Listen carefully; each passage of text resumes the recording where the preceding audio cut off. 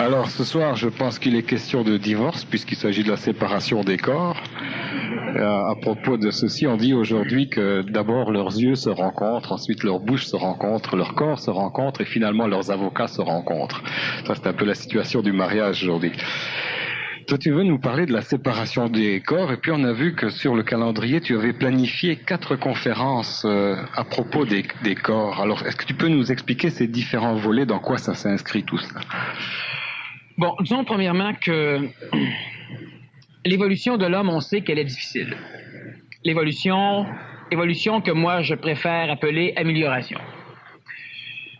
L'amélioration de l'homme ne se fait pas sur le plan psychologique ou spirituel seulement. L'évolution, on pourrait être porté à croire qu'elle ne se fait que du niveau spirituel. Et de ce fait, l'évolution spirituelle tend à entraîner une évolution dans la vie, une évolution planétaire, disons, d'une façon assez difficile. L'homme n'est pas une chose particulière. On a vu souvent que l'homme n'était pas un être médiocre, même si, de par son éducation ou de par la conscience collective, on tend à le rendre médiocre, à lui faire bien comprendre que seul il ne peut rien faire, et à lui faire comprendre qu'il doit continuellement s'en remettre entre les mains d'autres hommes ou d'entités du monde parallèle, du monde de l'astral, ce que certains vont appeler le ciel, par exemple, se remettre entre les mains de certains dieux et de passer leur vie à espérer à un moment donné que leurs souffrances vont se terminer. Et on sait, par expérience, ça fait des millions d'années, que la souffrance de l'homme se termine par la mort. On n'a jamais rencontré d'être qui avait, disons, cessé de souffrir, à part peut-être certains êtres, et ces êtres-là, on leur a donné encore plus de souffrance que ceux qui souffraient. On a le Nazaréen, entre autres, on a Bouddha à un moment donné, on a le comte de Saint-Germain, on a différents êtres qui n'ont pas souffert, comme l'homme souffre, et l'homme a décidé qu'ils avaient souffert plus que l'homme. Ce qui est totalement faux, c'est une projection collective de la souffrance collective sur ces êtres. L'homme évolue difficilement pour la simple raison que l'homme, je répète certaines choses, parce que pour bien comprendre l'utilité de la séparation des corps, qui est la conférence de ce soir, de l'harmonisation des corps, qui est la conférence de vendredi prochain, de l'énergisation des corps et de la fusion des corps planétaires, pour commencer, il faut que l'homme comprenne le pourquoi il veut évoluer. Et l'homme veut évoluer parce qu'il est écœuré de souffrir. L'homme ne veut pas s'améliorer parce qu'il comprend l'intelligence de l'amélioration, mais l'homme veut s'améliorer parce que l'homme est tanné de souffrir. Et de ce fait, l'homme va vouloir améliorer le plan dans lequel il souffre, parce que l'homme veut s'améliorer parce qu'il souffre. Et l'homme ne souffre pas dans sa matière physique. La souffrance physique, ce n'est pas grave. C'est la souffrance psychologique qui est grave. C'est elle qui mène l'évolution de l'homme, parce que l'homme souffre dans sa psychologie. De ce fait, l'homme va évoluer que psychologiquement, pour fuir la souffrance psychologique. Alors, si je prends, par exemple, mon crayon, l'expérience que nous allons tenter, si François veut bien se laisser la tenter. Je sors, tu mets ta main sur la table, voilà. Et je vais planter mon crayon dedans ta main. Voilà. Présentement, tu n'as pas mal. Tu es sûr que tu as rencontré Dieu cette nuit, oui? Okay. J'ai confiance, vas-y. Présentement, ça te fait pas mal. Non, ça commence déjà. C'est ça. Par contre, ça te fait peur. Certain. Et c'est là le problème. Ben, on n'a qu'un seul crayon. Plusieurs mines. Alors donc, si je prends ce crayon et que je le plante dans ta main, ça va faire mal. À l'instant où le crayon est dedans. Mais si je te dis je vais recommencer, tu ne voudras pas. Alors, je suis déjà stressé, là. Pour la simple raison, et on rit, mais c'est extrêmement sérieux, le fait est que ce n'est pas la douleur physique qui nuit, c'est la peur de la douleur physique. C'est la mémoire que cette douleur laisse chez nous. C'est la mémoire émotive que cela crée chez nous, et c'est pour refuser cette mémoire émotive, pour refuser cette peur, que nous ne voulons pas que l'expérience se recrée. Et continuellement dans la vie, si quelque chose vous fait souffrir, c'est dans votre psychologie que vous allez être marqué, et c'est à partir de cette psychologie que vous allez refuser de revivre, vous allez essayer de ne pas risquer de revivre la même expérience, et si quelque chose vous plaît, c'est dans votre psychologie que vous allez tenter de recréer l'expérience, de faire de cette expérience une chose immortelle, de la placer dans le temps de façon à ce qu'elle ne vous quitte plus. C'est ce que le monde appelle ça le bonheur, et le bonheur doit être éternel. L'homme recherche un bonheur qui ne disparaîtra pas, alors que sans cesse, ces choses disparaissent. La souffrance, elle est psychologique, parce que la souffrance physique, ça s'endure. Mais la souffrance psychologique, qui peut l'endurer? Tu peux me faire mal, je peux résister. Mais la souffrance psychologique, ou vous l'avez ou vous ne l'avez pas. Mais ça ne s'endure pas. Si l'homme a peur, l'homme peut dire « je vais contrôler ma peur ». Mais l'homme ne contrôle pas sa peur. L'homme peut arriver à un moment donné à empêcher l'expression énergétique de la peur d'arriver à son niveau de conscience. Ce que nous appelons un homme courageux, qui contrôle sa peur. Mais si la peur arrive à son niveau de conscience, on parle d'une grosse peur, l'homme est fait. La souffrance, la jalousie, la colère, tout ce genre de choses, lorsque cela vous habite, vous n'êtes plus chez vous. Ce n'est pas vous qui vivez, c'est l'expression d'une émotion qui s'exprime par votre état de conscience qui, elle, vit. Vous êtes en colère, vous ne savez pas ce que vous dites, vous n'êtes pas là. Il y a la colère dans votre corps, mais vous n'êtes pas là. Et étant donné que tout le mécanisme évolutif ou le mécanisme de fuite de la souffrance est relié au niveau de la psychologie, ce que nous appelons le monde de l'astral, au niveau de l'ésotérisme, et c'est un terme que nous allons employer souvent, ceux qui viennent pour la première fois, si vous revenez, cette terminologie-là va devenir assez claire pour vous d'ici 2-3 semaines, de toute façon, il ne faut pas vous en faire. C'est des termes beaucoup plus précis, beaucoup plus justes et beaucoup moins galvaudés. On peut mieux communiquer. L'évolution se fait parce que l'homme veut fuir la souffrance psychologique et l'homme veut rechercher le bonheur psychologique. Parce que si on vous donne toute la matière du monde pour vous donner le bonheur, le bonheur va exister que si vous avez un état psychologique à être heureux et non pas en relation avec cette matière. L'homme veut donc évoluer au niveau spirituel. L'homme recherche la paix. L'homme recherche Dieu. L'homme recherche le paradis. L'homme recherche la sérénité. L'homme recherche des choses qui ne sont accessibles qu'au plan psychologique et qui n'ont aucune correspondance dans le plan physique, dans le plan vital et dans le plan mental. N'ayant aucune correspondance dans le plan physique, la paix physique n'existe pas. La paix physique, elle va exister si on vous met dans un bain flottant, à la condition que l'eau reste chaude, et que l'eau continue à être purifiée, et qu'on ne met pas un fil électrique dans l'eau. Je veux dire par là que si vous avez une sérénité, une plénitude sereine, lorsqu'il y a une tempête de neige ou un ouragan, il y a violence physique, mais pas sérénité physique. Lorsqu'il y a un accident d'auto, lorsqu'il fait extrêmement froid, lorsqu'il fait extrêmement chaud, le monde physique est régi par des lois propres au monde physique. Le monde vital, la vie, votre énergie, ce qui fait que lorsque vous êtes fatigué, vous manquez de vie, d'énergie vitale, ce qui fait que de temps en temps, vous allez voir un acupuncteur ou quelque chose comme ça pour vous faire équilibrer au niveau des énergies yin et yang. C'est l'énergie vitale, c'est la vie. Ce monde-là est régi par des lois proprement reliées au plan vital. Et il y a le monde psychologique, le monde de l'astral, le monde des mémoires, le monde des désirs, le monde des peurs, le monde des émotions. Le plan astral. Celui-là est régi par le monde de l'astral et celui-là se régit bien. Le seul handicap, c'est qu'il essaie d'appliquer ses lois, et ça c'est relié au phénomène d'expression de l'ego, il essaie d'appliquer ses lois au monde de la matière. Il veut rendre la matière belle, pour plaire à sa psychologie. Et il a peur que la matière se dégrade. Il a même peur, si la matière ne se dégrade pas, que sa psychologie change. C'est la même chose. L'un par rapport à l'autre, il y a une dégradation. Et si j'achète quelque chose qui ne peut pas être terni par le temps, à un moment donné, je vais avoir peur que moi, je change et que je ne l'aime plus.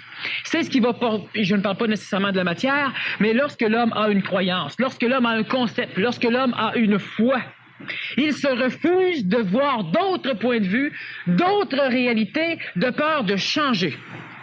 Et la réalité qu'il avait, qui elle ne change pas, elle ne sera plus bonne pour lui.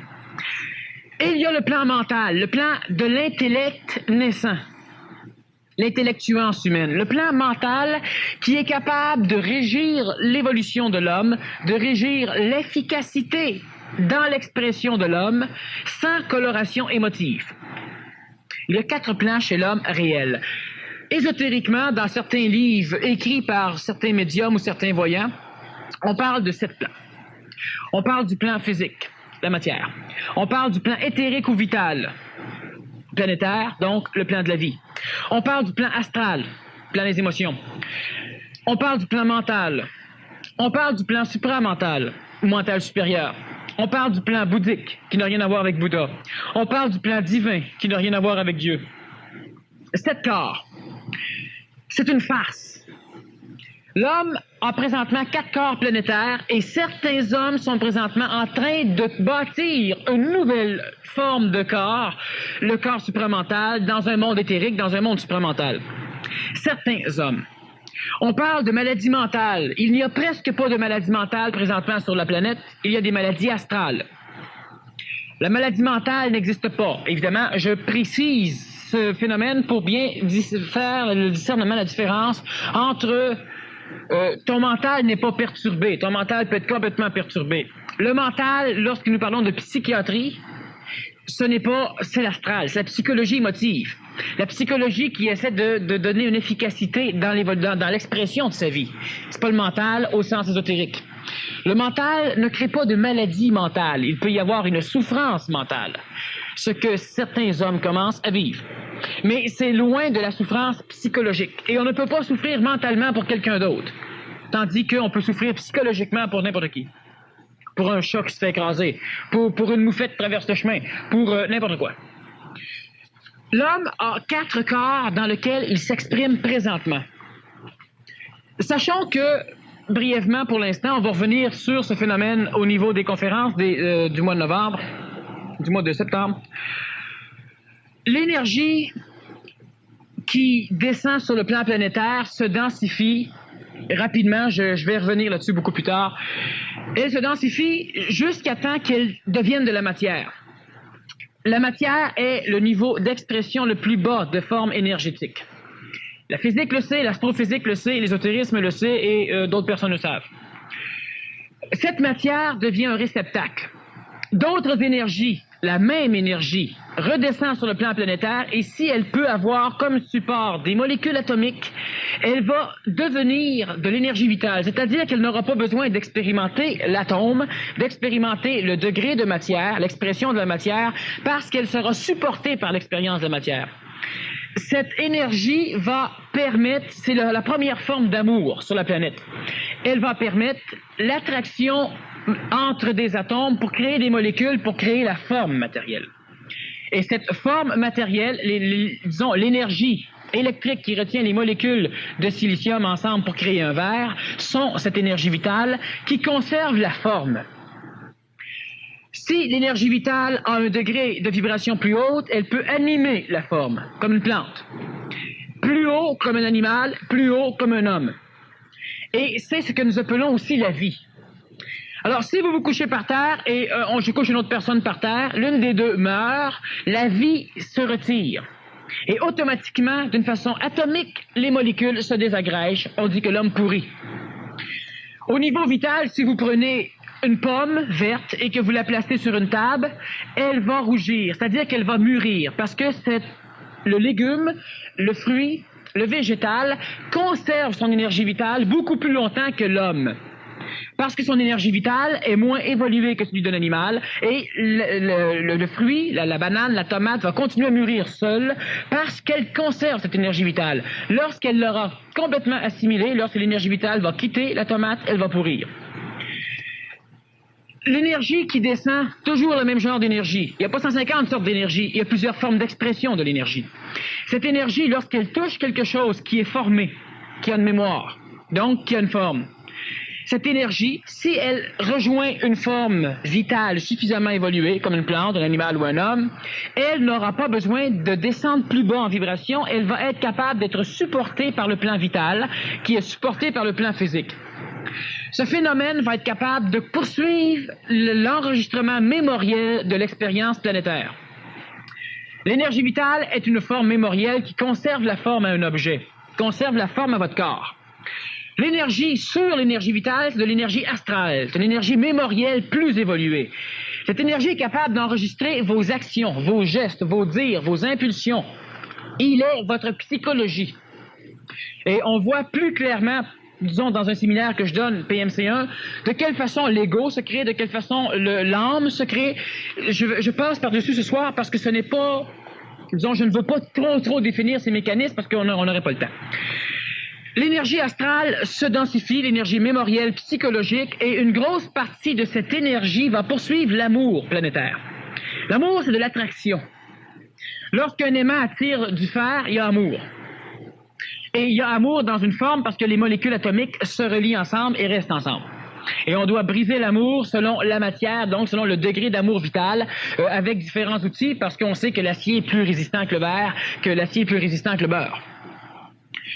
Lorsque l'énergie de l'astral mémorise tout ce qui se passe au niveau de la vie, du corps vital et du corps physique, donc de la plante, de l'animal ou de l'homme, prenons un enfant, il mémorise, il enregistre. Et toutes les énergies de l'astral qui seront similaires, donc les expériences qui seront similaires, les énergies émotives similaires, le même genre d'émotion, le plaisir ou la peur, vont s'unir ensemble.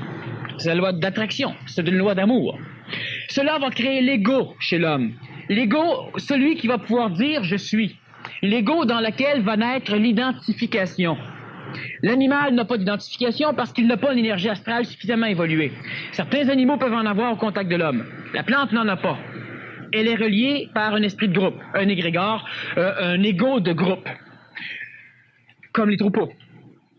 Lorsque cette énergie astrale continue son évolution, l'homme passe par différents plans, des plans d'astral bas, des plans de violence, des plans de psychologie presque matérielle, jusqu'au plan de l'astral le plus élevé, les plans de psychologie spirituelle. Une fois que le plan spirituel est atteint, l'énergie qui continue sa descente peut être supportée par l'énergie de l'astral spirituel et il n'aura pas besoin de descendre expérimenter le plan astral, le plan vital et le plan matériel. Cela va créer chez l'être, chez l'homme, parce qu'il n'y a que l'homme qui l'a, le plan mental. Ce plan mental, dans les débuts, est continuellement coloré par le plan psychologique, c'est-à-dire que vous ne pouvez pas arriver à prendre des décisions intelligentes, logiques, mathématiques, parce que vous êtes coloré par votre émotion. Vous avez continuellement le choix entre « je le fais, mais j'aime pas ça », donc je le fais pas parce que j'aime pas ça. « Je le fais parce que c'est intelligent, j'aime pas ça, mais il faut que je le fasse ». Ça, c'est mental, l'autre était psychologique. L'homme mental aura toujours des émotions, sauf que lorsqu'il doit être efficace, il sera efficace, et lorsqu'il doit exprimer de l'émotion, il exprimera de l'émotion. Ces quatre plans créent l'homme présent. Je crois que chacun parmi vous ici est capable de savoir que vous avez un corps physique. Vous êtes aussi capable de faire la différenciation entre des états de fatigue, par exemple, manque d'énergie vitale, des états de regain d'énergie vitale où vous vous sentez en pleine forme. On connaît le magnétisme, c'est de l'énergie vitale que l'on transmute. On connaît l'acupuncture, on travaille qu'au niveau de l'énergie vitale qui n'a jamais été découverte par l'Europe, par l'Occident, parce que l'Occident s'est toujours évertué à explorer des corps morts. Et les Chinois, les Japonais et les Hindous ont exploré des corps vivants. De ce fait, eux, ils ont découvert des méridiens, des canaux d'énergie, dans lesquels circulait une énergie, l'énergie yin et yang, une énergie tellurique planétaire et une énergie solaire, yang, solaire pour le soleil, c'est-à-dire qui vient de l'extérieur de la planète, une énergie extraterrestre. Et l'homme occidental ne l'a pas vu parce que cette énergie, c'est la vie chez l'homme. Étudier un corps mort, c'est étudier un corps qui n'a plus cette énergie. Et étudier un corps vivant, évidemment, il a cette énergie. Lorsque vous avez faim, et ce qu'il faut faire au niveau de la séparation des corps, c'est de tenter pendant une semaine, donc je vous invite à essayer juste de voir de quelle façon votre psychologie réagit à une séparation des corps. Lorsque vous avez faim, vous pensez « j'ai faim » ou vous dites « j'ai faim ». Qui a faim? Votre corps physique. Pas vous. C'est-à-dire pas votre psychologie. Qui a peur de manquer de nourriture? Votre psychologie. Parce qu'il va devoir endurer l'expression physique de la faim dans le corps, ce qui crée chez lui une expression psychologique désagréable, et il n'aimera pas ça. Certains vont même venir hargneux, vont devenir impatients lorsqu'ils ont faim. Ça marche plus. Et c'est la psychologie qui est transformée. Mais si vous ne faites pas la séparation des corps, si vous ne concevez pas mon corps à faim, vous allez nourrir votre psychologie. La grande majorité de l'homme nourrit sa psychologie. J'ai faim. Qu'est-ce que tu aimerais manger? C'est pas rapport à aimer manger. On doit nourrir le corps physique parce qu'il est régi par des lois du plan physique. Sinon, on est malade à un moment donné. On a des problèmes. J'ai faim, je vais donc manger. Qu'est-ce que j'aimerais? Alors, j'ouvre le frigo, je rentre dans un restaurant, j'observe. Est-ce que je prends conscience des mécanismes reliés à mon corps physique? Non. Je nourris ma psychologie. Ça, j'aime ça. Je suis bourré, mais c'est tellement bon. Je nourris ma psychologie. J'aime l'énergie électrique que mes papilles gustatives et disons, mon impression de plénitude stomacale amènent à mon cerveau. Cela est transformé en énergie psychologique et j'aime manger. Ou je n'aime pas manger. J'aime en reprendre. J'aime telle sauce. C'est pas bon pour la santé, mais c'est tellement bon au goût. Je mange pour nourrir ma psychologie. Et l'évolution de l'homme est extrêmement pénible parce que l'homme n'évolue que pour son plan psychologique. Et c'est ça que vous devez comprendre clairement. Cela ne veut pas dire que continuellement vous êtes en dissociation corporelle. Bon, ben, je vais aller me coucher, mon plan vital est fatigué. Tu rentres dans un restaurant, oui, je vais prendre telle chose, mon corps a faim. C'est sûr que la personne qui vous sert, elle va se demander si vous sortez pas de Louis-Hippolyte. Mais l'idée, c'est d'essayer dans votre tête, disons pendant une semaine, c'est pas long une semaine, c'est 7 jours. 7 jours, là-dessus, ceux qui veulent essayer, vous allez oublier pendant 5 jours. Alors, ça veut dire 2 jours. Parce qu'on oublie de mettre des choses en pratique souvent. Cela veut dire que juste pour voir de quelle façon votre psychologie, votre ego va réagir à cette séparation des corps. De quelle façon, là, vous mangez mon corps qui a faim. Alors, nourrissez votre corps. De quelle façon vous allez nourrir votre corps? C'est facile. Vous êtes suffisamment intelligent, votre mental va prendre le dessus automatiquement et vous allez savoir quoi faire. Là, il y a une bonne vue, puis je suis fatigué, mais il y a une bonne vue. C'est ça. Psychologie. Mais pensez que si vous êtes fatigué, votre corps peut être fatigué, c'est possible. Rare, mais possible. Votre énergie vitale, il vous en manque. C'est de l'énergie tellurique qui vous manque parce que l'énergie yang, vous en avez ramassé suffisamment le jour, pour ceux du moins qui voient un peu le soleil. Et la nuit, on a besoin d'énergie tellurique, donc votre corps vital a besoin de repos. Et pour se reposer, il ne doit pas être perturbé par le plan astral. On va expliquer justement ces interrelations. Alors, ce qui fait qu'il ne se repose pas si vous ne dormez pas. La conscience astrale doit s'extra-conscientiser, donc doit faire un voyage astral, si on peut dire. Elle doit rêver, de partir. Pour laisser le corps et le plan vital se démerder tout seul pour s'auto-régénérer. Alors, la personne qui est fatiguée et qui ne veut pas dormir, elle évolue psychologiquement encore. Elle a une vie psychologique. Elle n'a pas de vie globale, elle n'a pas une vie réelle complète, elle a une vie psychologique. Et vous souffrez où? Dans votre psychologie, parce que votre corps n'est pas à votre goût, parce que vous n'arrivez pas à être efficace d'une façon correcte. Donc, la matière, l'événement, la vie ne vous amène pas ce que vous voulez. Parce que vous êtes fatigué, parce que vous avez des maladies, et tout ça parce que vous voulez évoluer que du niveau psychologique, du niveau astral. Et le moindrement qu'on commence à prendre conscience qu'on a des corps, et pour prendre conscience qu'on a différents corps qui nécessitent différents besoins, il faut qu'on fasse une séparation des corps. Et pas à vie. La 4e conférence, c'est la fusion des corps. Mais avant, faudrait qu'on voit comment faire une séparation des corps, comment régler l'interrelation qu'il y a entre les corps, comment harmoniser ces corps. Et comment énergiser chacun des corps. Lorsqu'on est fatigué physiquement, on fait des choses. Lorsqu'on est fatigué vitalement, il y a des choses qu'on peut faire qui réénergisent le plan vital. Lorsqu'on est écœuré psychologiquement, il y a des choses à faire. Lorsque mentalement, on n'arrive plus à rien voir, il y a des choses à faire. Et ça va être l'énergisation des corps. Et après, on doit réamalgamer psychologiquement cette séparation irréelle des corps. Quelle est la fusion des corps? D'avoir une question? Hein? Certainement, j'ai des questions. Dans l'expérience du bain de sel d'Epsom, là, comment est-ce qu'on appelle ça, ces bains-là? Le bain flottant? Bain flottant, oui. Quand on plonge une personne dans un bain flottant, qu'elle est coupée entièrement de tous les stimuli extérieurs, là, comment se fait-il que bien souvent, elle est sujette à des hallucinations ou à des visions? Parce que, c'est bien, c'est un point que... Ça fait longtemps que disons que j'ai le goût de parler. C'est la solitude. La solitude. La souffrance mentale chez l'homme qui se conscientise, c'est la découverte de la solitude. C'est la souffrance mentale chez l'homme. Et la souffrance psychologique de la solitude dans un bain flottant, c'est le même mécanisme que la souffrance de l'homme qui se conscientise, qui commence à souffrir dans son plan mental. Vous n'avez jamais été seul. Vous n'avez jamais souffert de la solitude. Vous avez, de temps en temps, l'homme s'est approché de cette souffrance de la solitude, mais il ne l'a jamais connue. Qu'est-ce que c'est être solitaire, être dans un état de solitude réelle?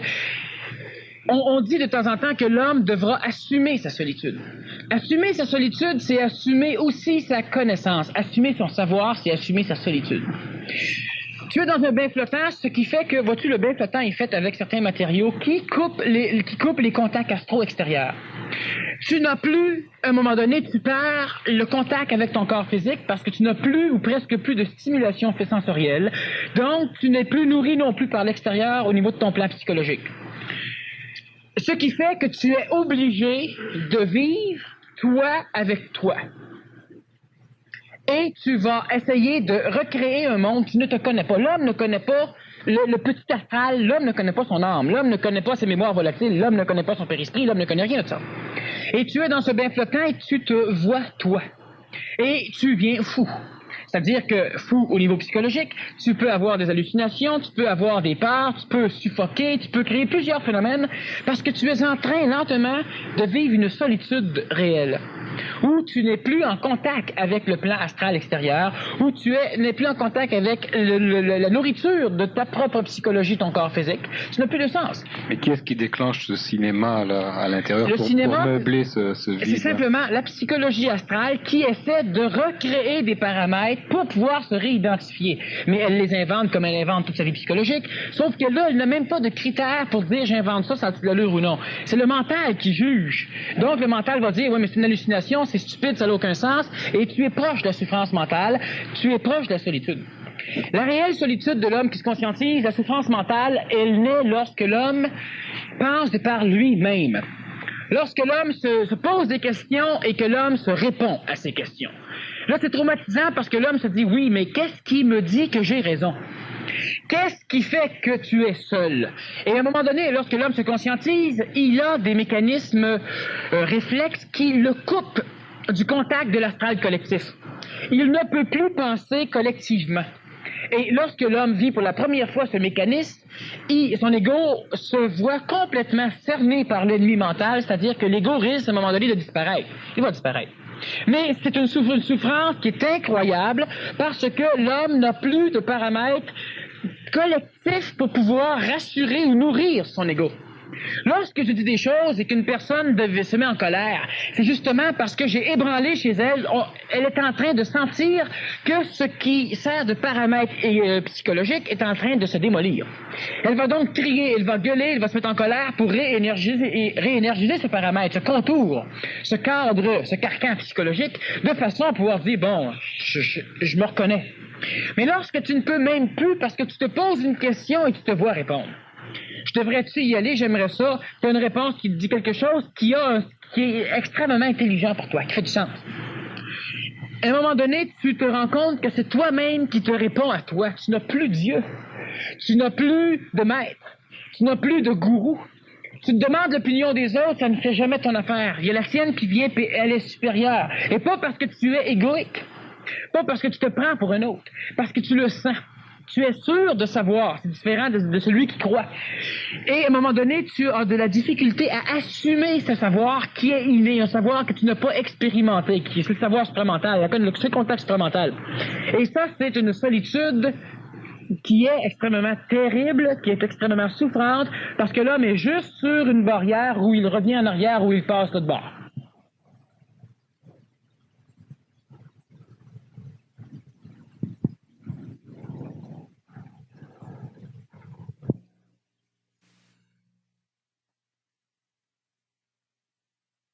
Et ça fait peur, ça fait mal, parce qu'il n'y a plus rien. Il n'y a plus rien que toi. Et lorsqu'il n'y a plus rien que l'homme, parce que lorsque l'homme est tout seul dans son cabanon, il est en contact avec le plan astral. L'homme peut rêver, l'homme peut imaginer, l'homme peut se rappeler des choses. L'homme n'est pas seul. L'homme est tout plein de ses mémoires. Mais lorsque l'homme, à un moment donné, perd même ce contact mémoriel, l'homme n'a plus de mémoire.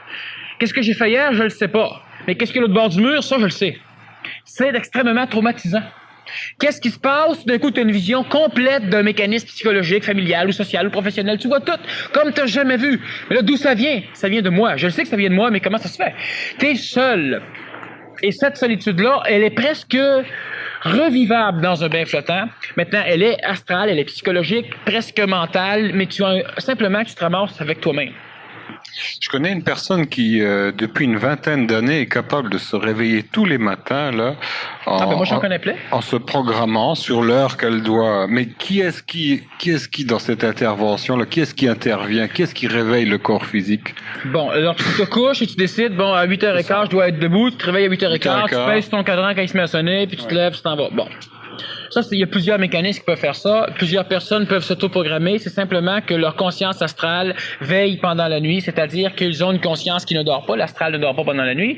Et tout ce qui est mémoriel, donc le cadran mémorise aussi. À un moment donné, l'heure arrive et c'est mémorisé au niveau du plan astral. Donc la conscience astrale le sait. Alors automatiquement, elle vient innerver le corps de façon à le réveiller. Il faut qu'il y ait en quelque sorte comme une horloge en nous-mêmes. Il faut qu'il y ait simplement quelque chose qui te permet de prendre conscience de l'extérieur. Bon. Comme le somnambule qui se lève, sa conscience astrale est légèrement à côté de lui, puis elle voit tout, donc il ne se fait pas mal. Bon, mais supposons que je rentre dans la chambre avant que cette personne-là se couche, et puis je fais avancer les aiguilles d'une heure. C'est pas son cadran, c'est la chronologie collective qui est en veille.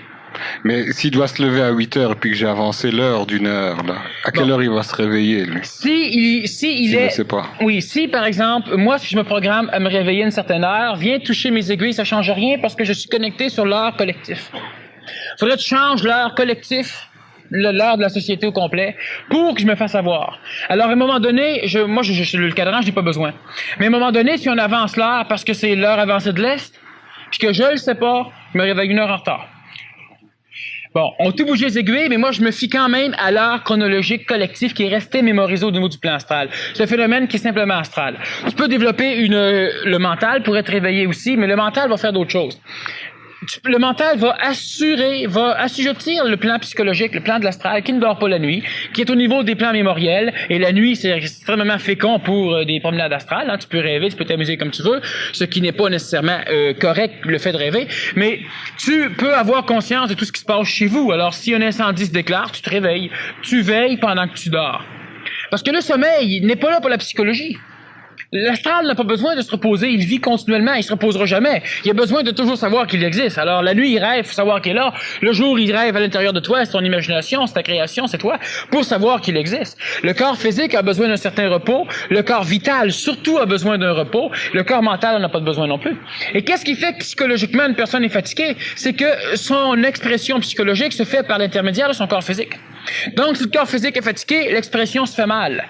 Se faisant mal, ça crée des énergies psychologiques qui vont à l'encontre des énergies normales de l'ego. Donc, la personne, elle est colérique, elle se sent mal.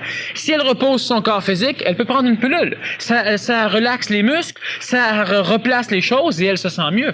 Elle n'agit pas sur son corps psychologique en prenant des médicaments, elle agit sur son corps physique. Elle peut boire, elle peut se saouler la gueule et elle aura une psychologie transformée. Donc, la personne qui dort et qui se réveille à l'heure, c'est que astralement, elle veille. Mais physiquement, elle dort. Bon. Comment se fait-il que les religions, par exemple, définissent les corps de l'homme comme le corps physique, l'âme et l'esprit? C'est quoi la correspondance avec les corps que tu nous donnes, toi, l'âme et l'esprit là-dedans? Bon, le corps physique, au niveau de la religion catholique, par exemple, c'est le corps physique et le corps vital. L'âme, c'est le corps astral et le corps mental. Et l'esprit, c'est le corps supramental, le corps bouddhique et le corps divin. Et on a, encore une fois, dans ces religions qui sont organisées par le plan de l'astral, on a privilégié le développement de l'âme. L'homme doit aimer son Dieu de tout son corps, de toute son âme et de tout son esprit, et la religion ne dit qu'à l'homme de s'occuper de son âme. Occupez-vous de votre âme, sauvez votre âme, parce que l'âme est mortelle, d'ailleurs l'âme doit mourir. Et l'esprit, qu'est-ce qu'on en fait? Ben, l'esprit, c'est pas grave. C'est normal parce que c'est réglé par le plan de l'âme, par le plan de l'astral collectif. Et évidemment, on essaie de sauver l'âme. Mais c'est les mêmes phénomènes. Le plan physique, c'est le plan vital et physique. D'ailleurs, ça, c'est un plan physique, mais il est plein d'énergie vitale. Le plan astral, le plan psychologique, c'est le plan de l'intellect, donc du mental, qui est capable de raisonner, de penser à partir de ce qu'il a connu, donc de ses mémoires, donc de son astral. Ça, c'est l'âme. Et au niveau du plan de l'esprit, là, on passe à des sphères supérieures, des sphères instantanées. Donc, ce Saint-Esprit, par exemple, qui, à un moment donné, est allé effleurer la tête des apôtres, ce Saint-Esprit, donc l'Esprit Saint, c'est cette énergie supramentale. On peut dire que c'est l'énergie supramentale, disons, catholique. C'est simplement cette différenciation que les autres font au niveau des corps. Mais l'homme a un corps physique. Au niveau du plan d'évolution, il a un corps vital qu'il peut s'occuper aussi. Il a un corps psychologique qu'il peut s'occuper et il a un corps mental qu'il peut s'occuper. Pour que l'homme arrive à être en santé à un moment donné, l'homme doit s'occuper de ses corps d'une façon séparée, c'est-à-dire qu'il ne doit pas penser que les lois psychologiques régissent les lois du corps.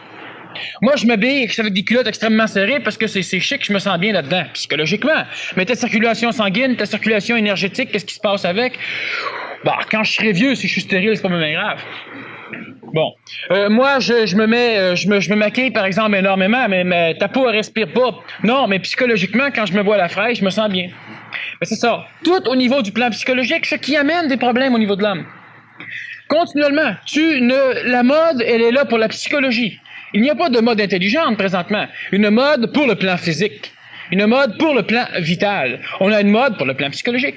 On a des autos pour le plan psychologique. Une chance qu'on a une loi et qu'on a certaines choses qui obligent les véhicules à être un peu faits en fonction du plan physique, comme la ceinture de sécurité, comme différents mécanismes au niveau des autos. Mais c'est toujours pour le plan psychologique. Alors, continuellement, l'homme a des problèmes. L'homme a toujours évolué. L'homme a fait des guerres pour le plan psychologique parce qu'il avait peur. Tout est basé au niveau du plan psychologique, de même que l'évolution de l'homme. Et l'homme souffre continuellement de son plan psychologique parce qu'il est toujours déçu de voir que la matière n'exauce pas ses vœux. Que l'énergie vitale n'exauce pas ses vœux. Pourquoi faut que je dorme? Je perds la moitié de ma vie à dormir. Oui, mais arrête donc de perdre l'autre moitié de ta vie à gaspiller ton énergie vitale. Tu vas peut-être avoir besoin de moins de sommeil pendant la nuit. Je veux réfléchir puis je suis pas capable. Ben oui, c'est sûr. Tu veux réfléchir puis tu veux que la solution mentale que tu amènes soit acceptée par ton ego psychologique. Donc, tu t'interdis même la réflexion. Alors, comment veux-tu que l'homme arrive à vivre d'une façon convenable? C'est quoi la fonction du rêve, par exemple? À quoi ça sert de rêver? Il y a plusieurs fonctions au rêve. Le rêve, évidemment, c'est au niveau du plan astral. La première fonction du rêve, ça va être, elle est, disons, bidirectionnelle, de permettre à l'astral, à l'âme d'un individu de se faire réénergiser par l'astral collectif, c'est-à-dire de se faire remettre au diapason collectif. Le rêve. Deuxièmement, elle permet aussi à l'astral collectif de se faire réénergiser par l'astral de la personne qui rêve. Par contre, le rêve, c'est-à-dire que l'extra-conscientisation astrale, il a une importance pour le corps physique présentement en tant que l'homme est un homme psychologique, c'est qu'il permet à la psychologie astrale de placer sa conscience non plus dans le corps, dans l'hypothalamus cérébral, mais à l'extérieur dans le plan psychologique collectif, de façon à laisser le corps vital, le corps physique se démerder tout seul. Alors évidemment, si le mental, si on a une relaxation comme on en voit une par exemple au niveau du PMC, la relaxation Menfi, où tu as un contrôle authentique sur ton corps, muscle après muscle, presque cellule après cellule, tu te relaxes en 1 heure ce que tu pourrais dormir ou te relaxer en 15 heures de sommeil. Mais présentement, l'homme ne pouvant pas contrôler son corps, parce que les relaxations qu'on enseigne, c'est quoi? Tu te couches, on met une musique, on met une parole, tu pars d'un voyage astral, ton corps il se démerde. T'appelles ça une relaxation. Tu relaxes ta psychologie. Puis le corps, quand tu reviens de ta relaxation, tu peux être frustré, tu peux être nerveux, tu peux être n'importe quoi. Tu peux être très très bien, mais faites pas de bruit. Bon, pourquoi? Parce que le corps physique s'est démerdé tout seul. Alors le rêve, il a ça de bon, c'est qu'il quitte. Donc tu n'as plus psychologiquement, tant que tu ne vas pas faire un cauchemar, qui est une période presque initiatique, disons, au niveau du rêve, ou tant que tu ne deviens pas somnambule, tant évidemment que ton corps ne continue pas à servir ton ego au courant de la nuit, là, tu dors bien mal. Quand tu te promènes, tu gigotes tout le long de ta nuit, tu te boques ton oreiller. Alors, ce qui fait que le rêve a plusieurs fonctions énergisantes au niveau du plan collectif, et surtout, présentement, il sert à libérer le corps. Et que le corps peut enfin se reposer parce que le bonhomme psychologique est plus dedans. Le rêve a aussi une autre fonction, c'est celle d'enseigner à l'homme, mais ça, c'est pas voulu par le plan astral. Par contre, c'est toujours ce qui se passe. C'est une souffrance. La souffrance ne veut rien enseigner à l'homme. Mais la souffrance enseigne comment à l'homme, comment ne plus souffrir de cette souffrance. Et le plan psychologique, lorsque tu rêves, tu apprends à un moment donné à ne plus te faire... Tu connais le monde de l'astral, tu connais ce monde parallèle, le monde des morts, et tu finis par te libérer de l'assujettissement que ce monde-là te donne. Maintenant, c'est une école qui est extrêmement lente. Elle sert surtout... présentement le plan de l'astral, parce que tu le réénergises continuellement. Alors, elle ne fait surtout que ça. Pourquoi est-ce que les ésotéristes attachent tant d'importance aux glandes? C'est quoi la relation au système endocrinien? Bon, pourquoi? Alors on revient donc à notre séparation des corps. D'ailleurs, je pense pas qu'on s'en est éloigné non plus. Le plan psychologique, l'astral, le plan émotif, s'exprime chez l'homme physiquement par 2 mécanismes cérébraux particuliers. Le thalamus et l'hypothalamus. Bon, ce sont des parties cérébrales qui sont dans notre tête et qui servent à filtrer tout le système sensoriel avant que celui-ci n'arrive au cortex cérébral, là où va lentement naître les consciences de l'homme, disons pour l'instant l'intellect ou le mental de l'homme. Alors sachons immédiatement que lorsque je touche quelque chose, je peux percevoir que j'ai touché. Mais les nerfs sensoriels qui amènent cette perception à mon cerveau sont obligés de traverser le thalamus, qui est un des sièges de la conscience émotive, et celui-ci va filtrer l'information avant que l'information arrive à mon cortex, à mon mental. Cela veut dire que si, par exemple, je mets ma main ici et que je touche quelque chose de gluant, au lieu de détecter que je touche quelque chose de gluant, je vais en même temps, vu que ça passe par mon thalamus et que c'est coloré par ma mémoire, par mon émotion, je vais avoir à ma conscience mentale que je touche à un crapaud, à quelque chose même. Immédiatement, ce qui fait que j'ai peur. C'est du jello. Pour la simple raison que je ne peux pas avoir une connaissance sensorielle non colorée. Et ce thalamus et cet hypothalamus, qui ne sont pas des glandes en soi, le thalamus filtre l'information qui va. Je vois quelque chose et je dis pourquoi je ne peux pas la voir comme elle est? Je dois la voir et cette vision, excuse-moi si je te regarde, là. Cette vision traverse mon thalamus, arrive à mon cortex. La vision plus la mémoire énergétique de l'expérience que j'ai déjà eue similaire arrive à mon cortex et je vois quelque chose de laid. Ou je vois quelque chose de beau, ou j'ai peur immédiatement en le voyant. Je ne peux pas avoir l'information, tiens, il y a un scorpion dans ma chambre, alors je vais évidemment je sais mentalement que ça peut être dangereux, puis je vais agir en fonction. Non, je vois un scorpion dans ma chambre et je suis rendu après le plafond. Ça, c'est l'homme psychologique, ça c'est l'homme ancien, c'est tout à fait l'homme ancien. Le système endocrinien, il est régi par la glande hypophyse, qui est aussi au niveau du cerveau. Et cette glande hypophyse, c'est le chef d'orchestre de tout le système endocrinien corporel. Et cette glande hypophyse, elle est régie par l'hypothalamus, qui est le deuxième siège de la conscience émotive. Et c'est par l'intermédiaire de l'hypothalamus que l'émotion s'exprime chez l'homme. Alors moi, j'ai peur, et automatiquement, mon hypophyse envoie des stimulations au reste de mon système endocrinien.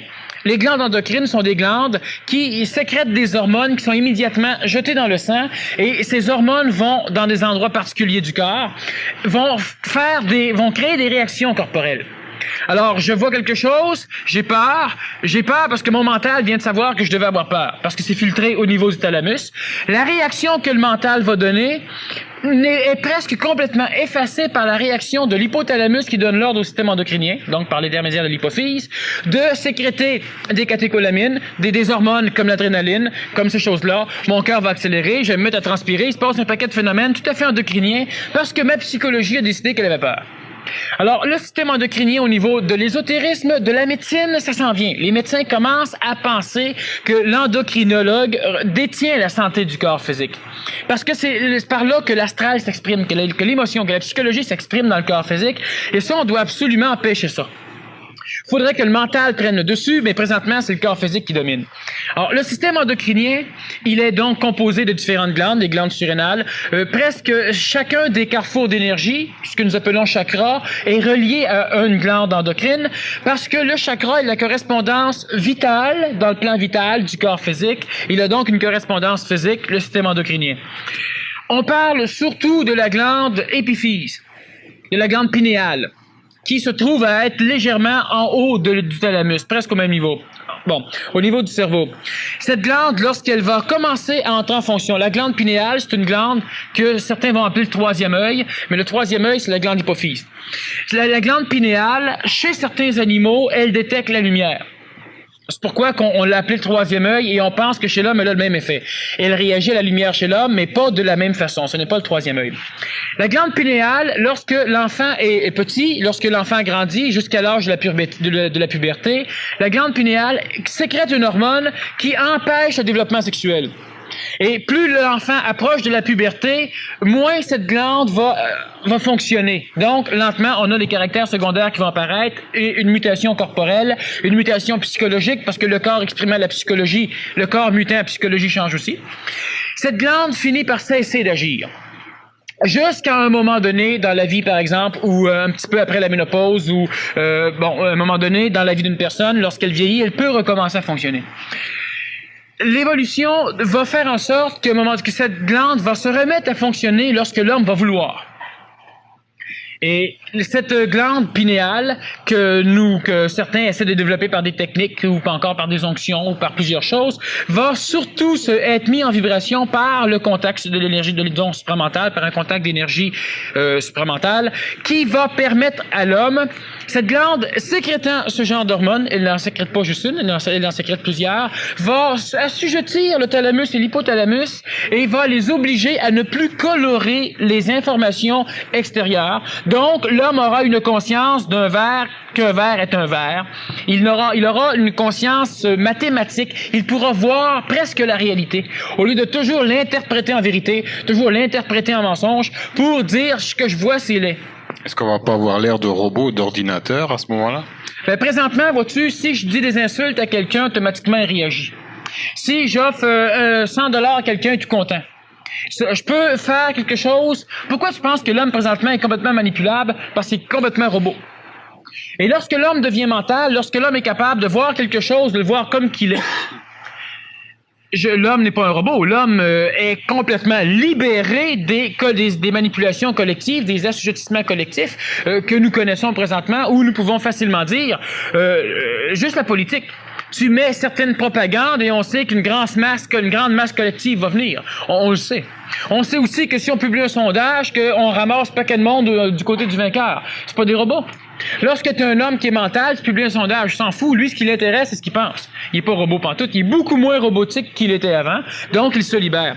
Et le système endocrinien, pourquoi justement on doit découvrir et comprendre la séparation des corps? C'est que, psychologiquement, je vois des choses, je vois des couleurs, par exemple, et ces couleurs-là me tannent. Quelqu'un parle de quelque chose que je n'aime pas, ou parle avec une voix que je n'aime pas. C'est psychologique. Cette psychologie va s'exprimer. Elle va, par l'intermédiaire du système endocrinien et par l'intermédiaire du système vital, parler par l'intermédiaire de mon corps. Donc, lentement, ma psychologie va transformer mon énergie vitale. La vibration psychologique qui ne peut pas être exprimée, et même lorsqu'elle est exprimée, ça crée des problèmes, elle va transformer la mémoire de mon énergie vitale. Cette mémoire vitale étant transformée légèrement, elle va transformer le corps physique. C'est une maladie psychosomatique qui commence au niveau de la psychologie et qui se finit par une somatose aiguë, par une transformation corporelle, c'est-à-dire que j'ai des ulcères d'estomac parce que je suis nerveux. Et pourquoi? Parce que cette psychologie, la vibration émotive de l'astral, transforme la vibration vitale, qui, elle est la forme mémorielle. Elle est ce qui retient la mémoire. Elle va se cristalliser dans le corps. Exactement. La forme vitale se transforme et lentement les molécules vont suivre. Ça prend du temps. Et la personne, elle est malade, ça fait 15 ans qu'elle cultive un cancer du poumon ou un cancer du sein ou un cancer de l'intestin. Et à un moment donné, elle croit qu'en 2 semaines ou en 3 semaines de jeûne, elle va régler ce cancer. Le jeûne peut régler certains cancers, mais il faut absolument que la psychologie jeûne, pas juste le corps. Et c'est autre chose. Il faut encore comprendre la séparation des corps. Parce que la personne, elle jeûne pas psychologiquement, mais elle jeûne physiquement. Ça réglera pas un cancer de l'estomac, par exemple. Alors, ça crée donc des maladies parce que, lentement, le corps vital est désagrégé, c'est-à-dire qu'on crée de nouvelles formes, et la forme physique va suivre, ça crée une maladie. À combien estimes-tu le pourcentage de maladies d'origine psychosomatique? 99,999, et comme me disent plusieurs de mes amis médecins, 100%. Ça va être intéressant, là, si vous avez des questions pendant la deuxième période concernant l'origine ou les causes profondes des maladies, là, allez-y de vos questions. Il me reste encore le temps pour en poser une, là. J'ai lu récemment une étude de scientifiques américains qui travaillait au niveau de la glande pinéale et qui avait fait une découverte assez étonnante. Je voudrais savoir ce que tu en penses. C'est qu'ils affirment qu'une personne qui n'a aucun sens de direction, qui n'a pas de sens d'orientation plutôt, ça proviendrait de ce que la glande pinéale n'a pas retenu dans l'alimentation du corps physique tous les éléments de fer, parce qu'il semblerait que le fer, qu'on absorbe par les aliments, se cristallise à la surface de la glande pinéale. Mais je vois pas où est le rapport, supposons que je ne le vois pas. Pourquoi est-ce que ça, c'est notre boussole, cette glande pinéale, et que vient faire le fer là-dedans? Bon, disons que ce n'est pas notre boussole. Les médecins pensent présentement, ils commencent à découvrir, je crois que dernièrement, récemment, on a découvert qu'effectivement, elle sécrétait des hormones pendant l'enfance. Si c'est pas fait, ça va se faire. Mais je crois que certains collèges de médecine ont fait des recherches au niveau de ça. Au niveau du fer, au niveau de la glande pinéale, qu'est-ce qu'elle fait? Surtout, c'est elle qui va être le régisseur de l'hypothalamus et du thalamus, surtout. Ou qui va passer par-dessus l'hypothalamus pour régler aussi le système endocrinien. Alors, ce qui fait que, normalement, l'homme est capable de s'orienter dans l'espace, s'orienter dans la ville de Montréal, s'orienter sur une autoroute. Sauf que si, émotivement, psychologiquement, tout ce qui, normalement, pourrait amener cette personne-là à avoir une conscience corporelle, une conscience presque planétaire, une conscience, disons, régionale de ce qu'elle fait. Avoir une mémoire de lorsqu'elle a tourné, où elle est à un moment donné. Une conscience instantanée de sa situation géographique. Et ça, c'est empêché par le problème, par la psychologie de l'homme, par l'astral humain, par l'émotion de l'homme. Et cette glande pinéale, si elle a là, on parle d'anormalité, mais encore là, la glande pinéale, lorsqu'elle va être complètement en fonction, c'est des surhommes, c'est des hommes nouveaux intégrales qu'on va avoir, totalement réussis. Présentement, cette glande, ce n'est pas notre boussole, sauf que l'homme a ce qu'il faut, parce que l'homme n'a pas juste que des sens physiques, l'homme a des sens vitaux, l'homme a des sens astrales aussi. Le sens astral les plus connus sont les sens physiques, mais au niveau des plans. Ce qui fait que tu es déjà coloré au niveau des sens physiques, surtout. Et tu es capable facilement de percevoir d'où tu viens, où tu vas et l'alentour de toi, si tu n'as pas une coloration excessive, même de ce mécanisme. Certaines personnes ont ce que nous appelons un sixième sens. Ce sont des sens vitaux qu'on développe facilement par différentes techniques. Ce sont des sens astraux qu'on développe aussi. Mais pour pouvoir t'en servir convenablement, faut pas que tu sois coloré par ton émotion. Exactement comme lorsqu'on parle de voir l'aura. Si tu vois l'aura de quelqu'un, tu la vois à travers la tienne. Donc, le mélange des couleurs fait que tu ne peux pas savoir quelle est l'aura de l'autre. Alors, tu as une perception sensorielle, mais complètement faussée par ta psychologie. Alors, c'est la même chose au niveau de la glande pinéale. Elle a une utilité, et lorsqu'elle a, évidemment, ce qu'il lui faut au niveau des minéraux, pour pouvoir sécréter, pour pouvoir agir convenablement, elle permet des choses qui, soit sont normales chez l'homme, parce que tout le monde l'a, ou soit sont anormales lorsque cela est développé chez quelques individus dans une collectivité. La glande pinéale n'est pas la boussole. L'homme au complet a une sensorimotricité qui lui permet de tourner, de se diriger par rapport à où il est, à la condition qu'il puisse interpréter convenablement ces données. Et la glande pinéale, si elle ne peut pas permettre cette interprétation correcte, fait que l'homme n'a pas de sens de l'orientation. Lorsqu'on parle des phénomènes de perception extrasensorielle, par exemple, est-ce qu'on localise ça au niveau de la glande pinéale? Est-ce qu'il y a un siège de la perception extrasensorielle? Non. Tu as une perception extrasensorielle vitale qui va être surtout captée par le corps physique. Tu perçois, tu es capable de lire. C'est des choses, disons... ce mécanisme, on le développe au niveau du PMC, par exemple. On va travailler énormément là-dessus. Et la personne, elle est obligée d'avoir un corps physique conscientisé avant de pouvoir commencer à faire ça, parce que ce sont des détections corporelles. Tu as une conscience psychologique qui va, elle, être perçue par l'émotion. Tu as une émotion de quelque chose, tu sens quelque chose, mais c'est émotif. Ça, c'est un sens qui est totalement au niveau du plan astral. Alors, il n'est pas localisé quelque part. C'est-à-dire qu'au niveau astral, il va être localisé surtout au niveau coronarien, c'est-à-dire au niveau du cœur. Mais il peut légèrement être déphasé. Au niveau vital, ça va être au niveau du corps humain au complet. Parce que l'énergie vitale circule à la surface au niveau des méridiens. Alors, au niveau psychologique, au niveau donc des sens astraux, ça va être surtout émotif, surtout relié au niveau du cœur. Et présentement, l'homme développe cette conscience astrale, ce sens astral de plus en plus développé, de plus en plus, d'une façon de plus en plus adéquate. Et étant donné que l'homme ne sait pas ce qu'il fait, il va s'exprimer chez lui plusieurs types de maladies coronariennes, justement parce que l'homme travaille trop au niveau de ce centre cardiaque et au niveau aussi de toutes les stimulations coronariennes. Donc, on a un sens astral qui va être situé là. Le sens mental est situé surtout au niveau des hémisphères cérébraux. Mais le sens vital, lui, il est partout. Donc, on ne sait pas, évidemment, là, je parle de centre coronarien, on les situe un petit peu. Mais c'est un peu comme vouloir situer dans le cerveau de l'homme un endroit où précis pour telle chose, un endroit précis pour telle autre chose.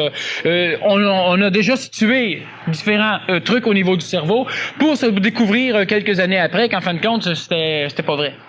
C'est réparti un peu partout.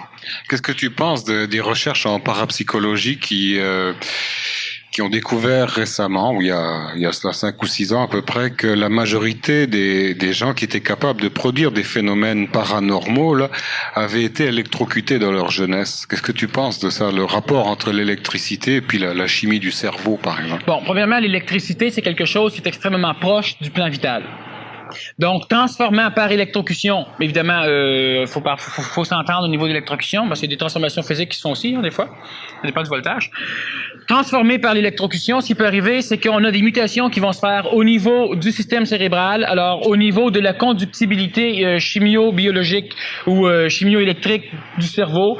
Il va se passer différentes choses électriques, on n'aura pas le temps d'en parler de toute façon là, on peut revenir peut-être à la deuxième partie, ce qui va faire que la personne, au niveau de ce qu'elle peut faire, parce que le plan vital est ce qui peut faire bouger les choses à distance. C'est pas la pensée ça vaut rien, ça vaut rien penser.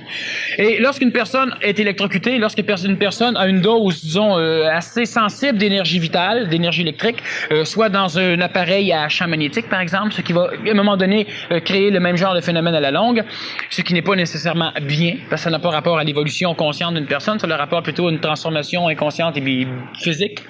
Une personne, donc, qui a une électrocution va avoir une transformation, surtout au niveau de son cerveau. Beaucoup plus, parce que c'est au niveau de l'énergie vitale, et si l'énergie vitale est transformée, évidemment, il y a une transformation qui se fait au niveau du corps physique, et l'électricité l'électromagnétisme électrique a une tendance à surtout affecter le plan organisé vital du cerveau. Beaucoup plus que le reste. Il peut aussi affecter le reste, mais beaucoup plus au niveau du cerveau. D'ailleurs, on sait que l'électricité va détruire surtout là où elle rentre et là où elle sort, parce qu'à l'intérieur du corps, elle peut suivre comme conduction les méridiens, et évidemment tout ce qui est les conducteurs au niveau du corps, mais surtout les méridiens, donc elle ne brûlera pas trop le corps lorsqu'elle circule dans le corps. Lorsqu'elle sort, il y a une lutte qui interdit la sortie, donc il y a explosion, et lorsqu'elle entre, il y a aussi une lutte corporelle qui interdit l'entrée, il y a aussi explosion. Mais le champ électromagnétique de cette circulation électrique va surtout perturber l'énergie vitale cérébrale, et c'est surtout là qu'on va avoir des transformations au niveau neurologique. Est-ce que tu jouais avec les prises de courant quand tu étais jeune, toi? Non, mais c'est pour ça qu'on dit se brancher. Rentrez pas chez vous, pluguez les doigts dans les... Non, c'est pas évolutif, c'est complètement, disons que c'est accidentel et ce n'est pas un moyen d'évolution de travailler l'électricité. OK, mais scientifiquement, en tout cas expérimentalement, ils peuvent le faire. Ils sont aperçus que les grands médiums, etc., avaient été électrocutés. Quel développement tu vois là pour finir aux appareils Kirlian dans le futur? Est-ce que tu vois une application au niveau de, je sais pas moi, d'une médecine parallèle ou quelque chose Vois-tu, la médecine, de toute façon, on va revenir là-dessus au niveau du symposium sur les guérisons. Et la médecine de l'avenir va surtout être une éducation intelligente donnée à l'homme. Alors, au lieu de guérir la maladie, l'homme ne sera pas malade. Il y aura des médecines d'urgence, étant donné qu'on aura encore des accidents pendant un certain temps, mais l'homme n'a pas besoin d'être malade. L'homme est malade parce que karmiquement, l'homme ne s'occupe pas des lois qui régissent son plan vital, des lois qui régissent son plan physique. Parce que l'homme se sert de son corps pour exprimer sa psychologie qui, elle, a une forme de maladie. C'est-à-dire qu'elle est dominatrice, elle se prend pour un autre. Parce que l'homme se prend toujours pour un autre, il se prend pour lui. Bon. Alors, donc, au niveau des médecines kirliennes, au niveau des médecines de l'avenir, c'est sûr qu'on va surtout s'en aller vers des médecines énergétiques, vers des médecines qui sont douces. On va essayer de laisser tomber la chimiothérapie, les médecines chimiques. Mais de toute façon, à un moment donné, l'homme nouveau ne sera pas un être malade, il sera un être en santé. L'homme n'est pas nécessaire qu'il soit malade. Moi, ça fait combien d'années que je suis pas malade? À part un rhume de temps en temps. C'est le développement vers la médecine holistique, là, où on tient compte de tous les corps, de l'énergie qui circule dans les corps. C'est l'écologie. Si l'homme est écologiste, c'est ça qu'il faut développer. La première prise de conscience, c'est la séparation des corps, la conscientisation des corps. Si l'homme est écologiste, l'homme ne peut pas être malade. Une forêt n'est pas malade si écologiquement on l'entretient. Elle a tout ce qu'il faut pour lutter.